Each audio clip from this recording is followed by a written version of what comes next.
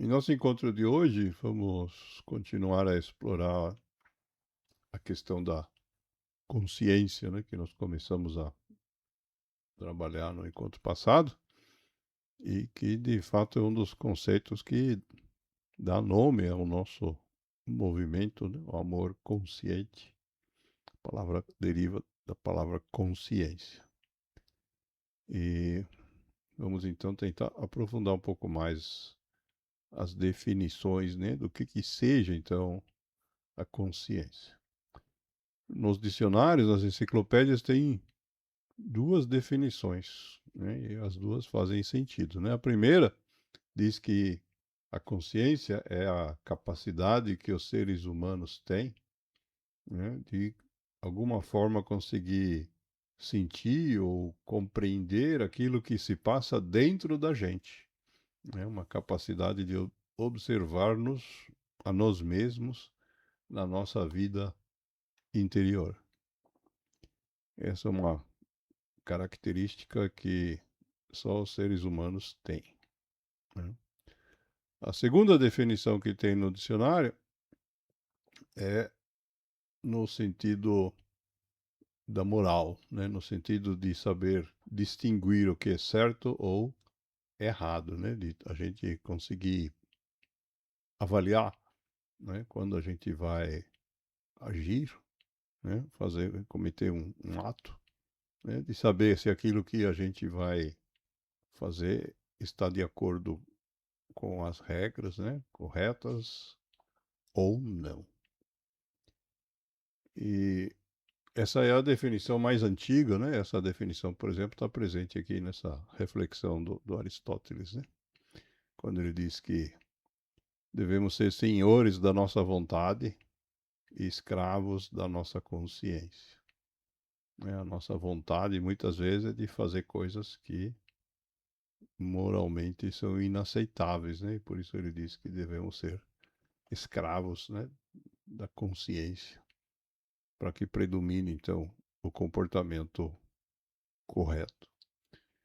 Essa mesma questão abordada nessa reflexão do jornalista americano Henry Mencken, quando ele diz que a consciência é uma voz interna que nos alerta que alguém pode estar olhando.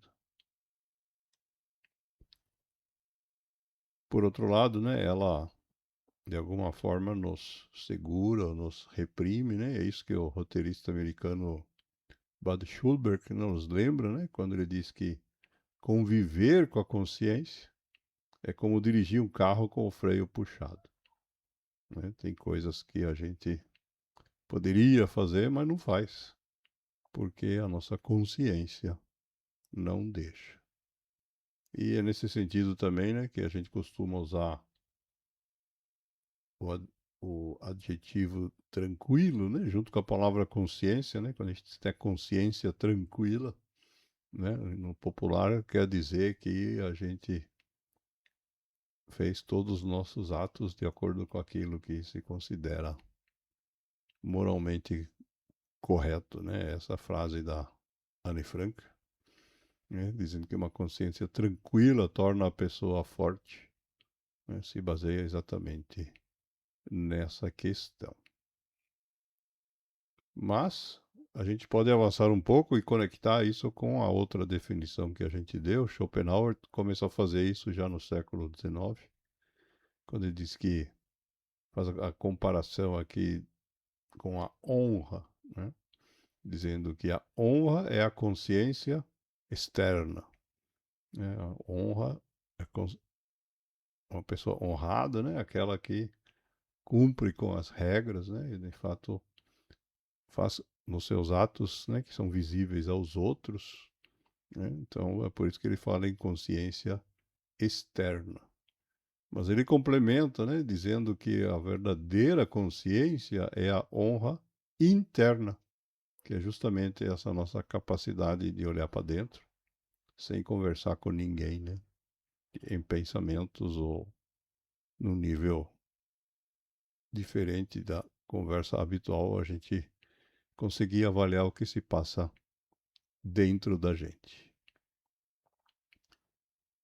Outra forma de compreender o que é a consciência, né? A gente pensar o que é o contrário, né? Na psicologia, por exemplo, o consciente é oposto com o inconsciente, né?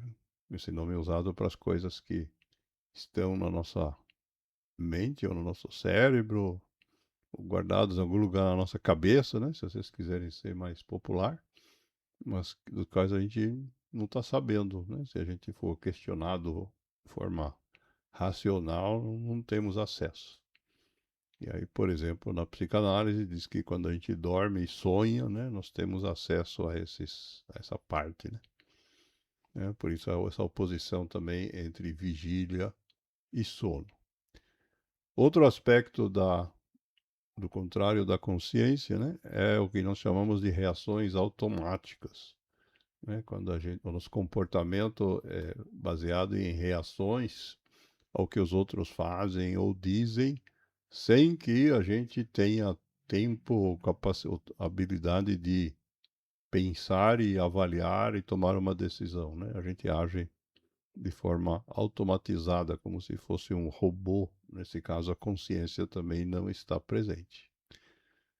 E por último, né, no mundo da medicina, existe também a definição do que se chama de transtornos da consciência, né? Cada um desses pontos tem aqui uma ou duas lâminas, né? O consciente versus o inconsciente, né? Segundo a psicanálise, né? A gente tem, na verdade, no espaço do inconsciente, um número muito maior de coisas do que no objetivos das questões que são conscientes, né? A nossa razão, a nossa definição de objetivos, nossos pensamentos, nossa força de vontade são a parte consciente, né? E os psicanalistas comparam isso com o iceberg, né? Porque ele só tem visível uma pequena parte, né? A maior parte é invisível.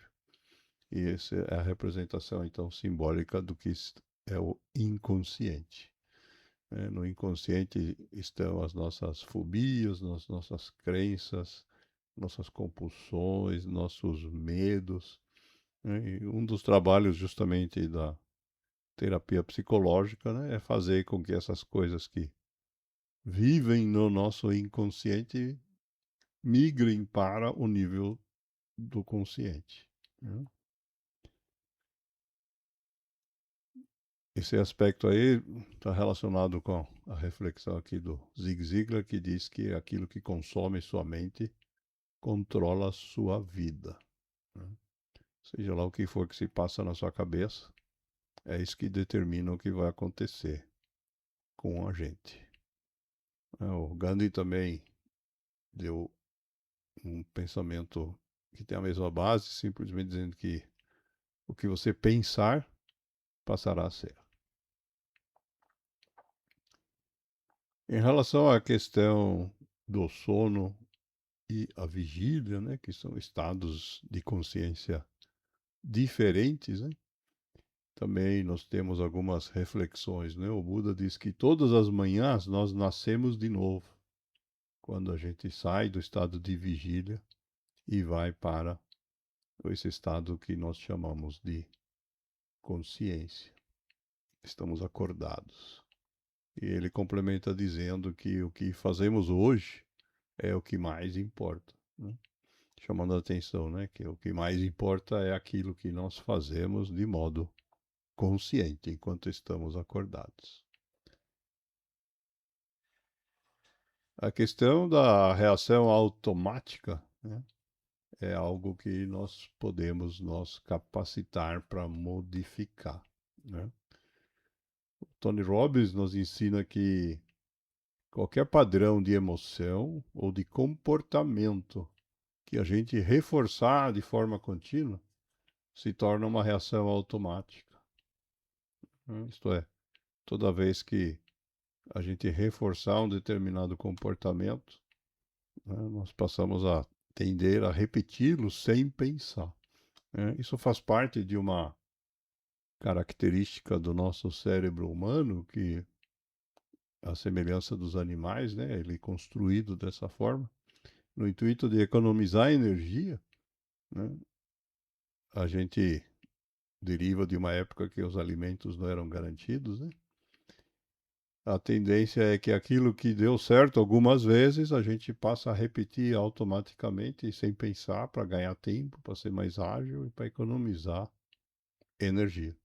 Mas ao mesmo tempo isso nos torna de alguma forma reféns, né, desse processo automático, incapazes de pensarmos, né?